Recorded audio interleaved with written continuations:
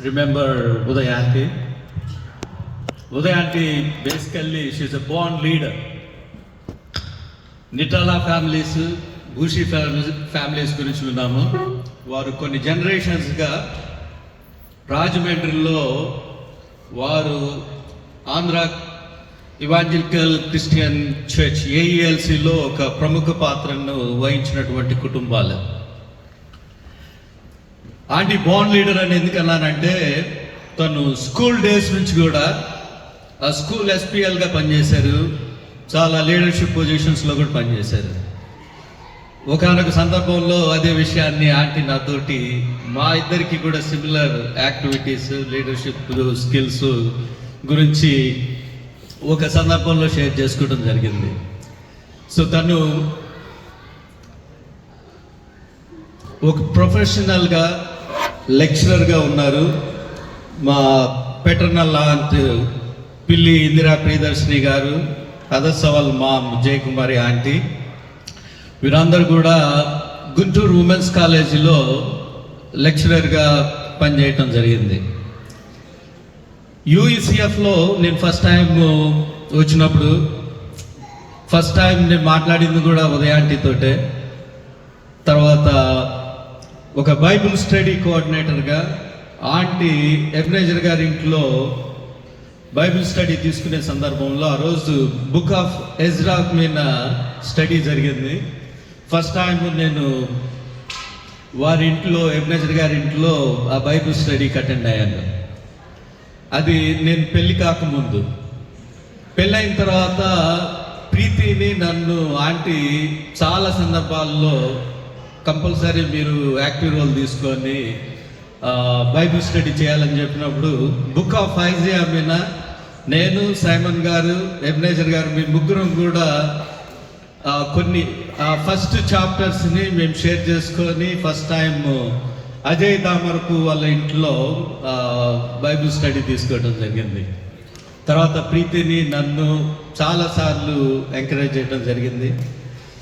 USA పాలిటిక్స్లో ఆంటీకి మాకు కొంత ఫ్రిక్షన్ ఉండొచ్చేమో కానీ ఆంటీ నన్ను ఎంతో ఎంకరేజ్ చేశారు.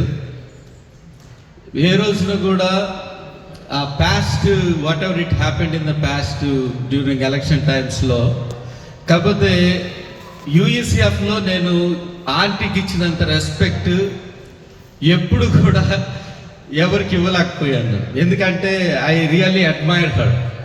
ఆంటీకి ఉన్న క్వాలిటీస్ని బట్టి కానీ, లేకపోతే తను ఒక ప్రొఫెషనల్గా తన ఎడ్యుకేషన్ బ్యాక్గ్రౌండ్లో కానీ, టీచింగ్ ప్రొఫెషన్లో కానీ ఒక లెక్చరర్గా పనిచేసినటువంటి ఆంటీ యూఈసిఎఫ్లో సండే స్కూల్ టీచర్గా కూడా పనిచేశారు. తనే స్టార్ట్ చేశారు. ఎందుకోసం అంటే గ్రాండ్ చిల్డ్రన్